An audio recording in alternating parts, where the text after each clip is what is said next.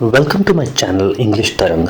आज के इस वीडियो में हम बात करेंगे एक बहुत ही इम्पोर्टेंट टॉपिक की, जो हमें किसी न कभी कहीं ना कहीं हमारी ज़िंदगी में उसके ऊपर कुछ चर्चा होती है, या फिर जब आप कभी काम के लिए जाएंगे तो आपको ये मांगा जाता है। इसको बोलते हैं एनओसी। एनओसी उसका मतलब है नो ऑब्जेक्शन सर्टिफिकेट।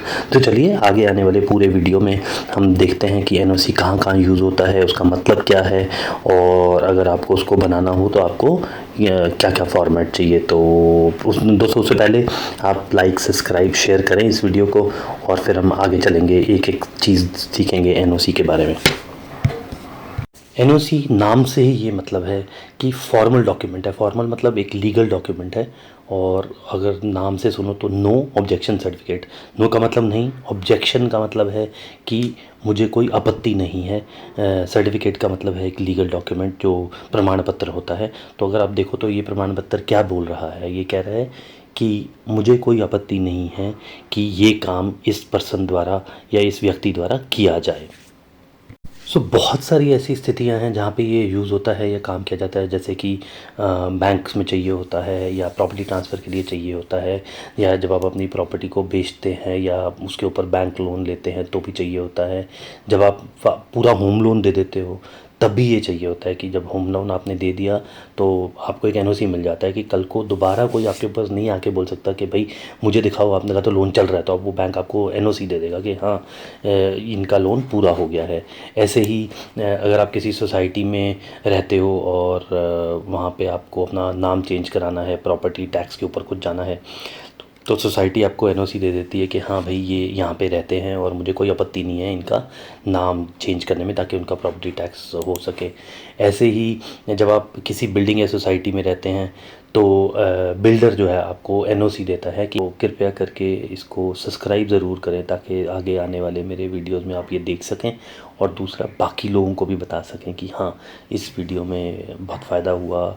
और अगर आपको लगता है कि कुछ और इन्फॉर्मेशन चाहिए तो आप कमेंट में लिख के ज़रूर बताएं कि ये इन्फॉर्मेशन आप प्लीज़ इस पर वीडियो बनाओ, तो मैं ज़रूर बनाऊंगा उस पर। धन्यवाद दोस्तों।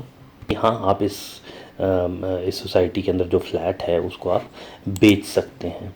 ऐसे ही जब बड़ी बिल्डिंग्स हैं, जो टॉल बिल्डिंग्स होती हैं, अगर आप देखो तो वहाँ पे फायर सेफ्टी का एक एनओसी दिया जाता है कि हाँ यहाँ पे लिफ्ट चल सकती है। मैंने देख लिया है कि ये जो बिल्डिंग है वो सेफ़ है। आग अगर कभी लगे तो उसके लिए सारे इन्होंने प्रोविज़न प्रावधान कर लिए हैं। तो इसीलिए एनओसी वो फायर वाली डिपार्टमेंट हर 6 महीने में, हर 3 महीने में आके आपको फायर की उसकी एनओसी दे देता है। तो वो भी एक बहुत इम्पोर्टेंट दस्तावेज़ है। ऐसे ही अगर आपने अपना व्हीकल ट्रांसफ़र करना, मान लो आप एक राज्य से दूसरे राज्य में जा रहे हों, तो तब भी आपको ये किया जाता है।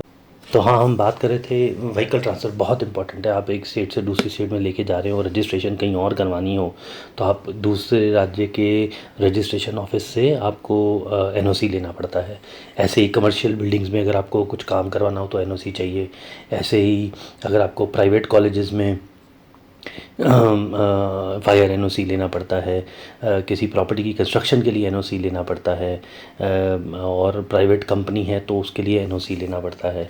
ऐसे ही अगर आप बाहर जा रहे हो, आप स्टूडेंट हैं, आप बाहर जा रहे हैं और आपको मान लो ट्रैवल करना है, तो आपको अपने कॉलेज से एनओसी लेना पड़ता है, और वो दिखाना पड़ता है एम्बेसी को कि देखो मैं जा रहा हूँ और मेरे जो इंस्टीट्यूट है उसने मुझे एनओसी दे दिया है या प्रमाण पत्र दे दिया है कि ये नहीं चाहिए।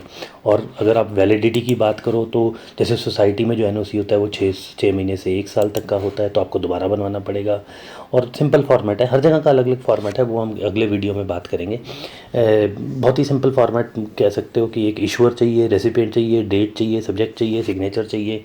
क्योंकि अगर सिग्नेचर नहीं होगा तो चलेगा नहीं। कहीं कहीं जगह पे लीगल डॉक्यूमेंट है तो उसमें नोटरी से साइन भी कराना पड़ता है, और कभी कभी तो स्टाम्प पेपर पे भी इसको बनाया जाता है। और वो इन दी कोर्ट ऑफ लॉ, मतलब अगर आप ध्यान से देखें तो जब अगर कभी कुछ लीगल इशू हो जाता है तो एनओसी एक प्रॉपर वैलिड दस्तावेज़ है, कानूनी दस्तावेज़ है, जो कि यूज़ किया जा सकता है कि हाँ भई, मैंने एनओसी इशू किया था, तो अभी मुझे कोई आपत्ति नहीं है, और अगर कोर्ट में कोई केस आता है तो आप वो दिखा सकते हो। ऐसे ही लोन क्लोजर जब होता है तो लेंडर्स आपको इशू करते हैं। तो बहुत बहुत बहुत इसके तरीके हैं, एक एक करके अगले हर वीडियो में आपको बताऊंगा कि कहाँ कहाँ पे एनओसी यूज़ होता है और उसके महत्व क्या है। ठीक है,